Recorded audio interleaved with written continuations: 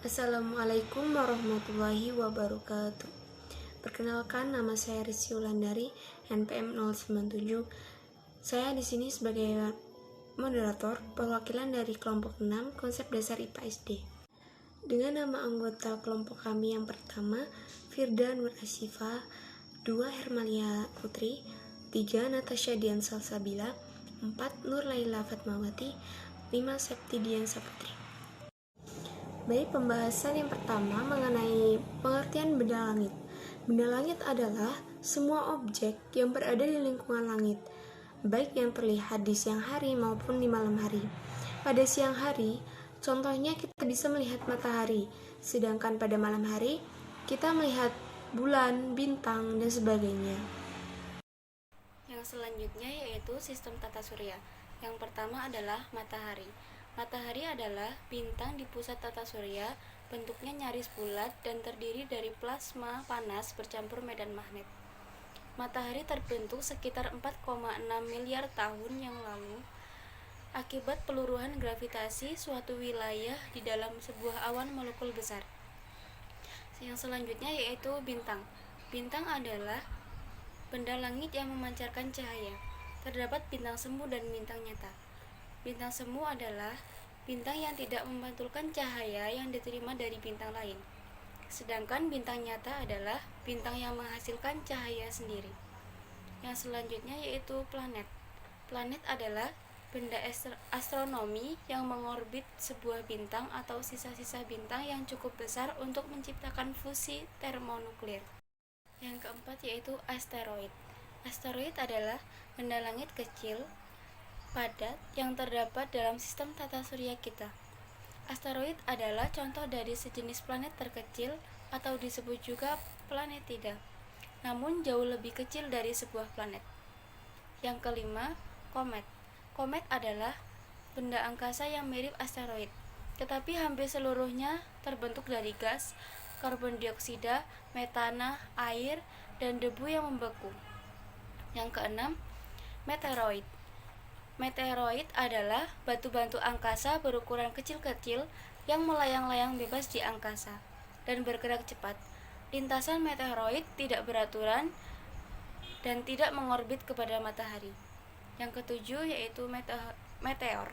Meteor ialah meteoroid yang tertarik masuk ke dalam atmosfer bumi karena pengaruh gravitasi bumi. Sistem tata surya yang selanjutnya, yang pertama, meteoroid. Meteoroid adalah meteoroid yang masuk ke dalam atmosfer bumi, mengalami gesekan di atmosfer, dan jatuh ke permukaan tanah. Berikutnya yang kedua, satelit. Satelit adalah benda-benda luar angkasa yang bergerak mengelilingi suatu planet atau benda lain yang lebih besar darinya. Yang ketiga, awan Oort. Awan Oort adalah sebuah massa berukuran raksasa yang terdiri dari bertriliunan objek es dipercaya merupakan sumber komet berperiode panjang. Selanjutnya, nebula. Nebula adalah awan antar bintang yang terdiri dari debu, gas, dan plasma. Selanjutnya, galaksi. Galaksi adalah sebuah sistem yang terikat oleh gaya gravitasi yang terdiri atas bintang, gas, dan debu, kosmik medium antar bintang, dan kemungkinan substansi hipotesis yang dikenal dengan materi gelap. Selanjutnya, kluster. Kluster adalah gabungan-gabungan dari galaksi yang membentuk suatu sistem tersendiri. Macam-macam planet sebagai berikut. Yang pertama, Merkurius. Merkurius merupakan planet yang paling dekat dengan matahari dan tidak memiliki satelit sama sekali. Yang kedua, Venus. Venus merupakan planet terestrial tanpa satelit yang tampak pada waktu senja atau fajar, sehingga planet ini sering disebut dengan bintang pagi atau bintang sore. Yang ketiga, Bumi. Bumi merupakan planet ketiga dalam tata surya. Bumi merupakan tempat kita untuk menghirup udara, minum air, mengolah tanahnya, dan memanfaatkan kekayaan alamnya. Yang keempat yaitu Mars. Mars adalah planet yang tampak kemerah-merahan jika terlihat dari bumi. Yang kelima, Jupiter. Jupiter merupakan planet terbesar dalam tata surya. dengan massa kira-kira 318 kali bumi dan kerapatan rata-rata kira-kira 1.330 kg per meter kubik. Yang keenam, Saturnus. Saturnus merupakan planet terbesar kedua di tata surya. Yang ketujuh, Uranus.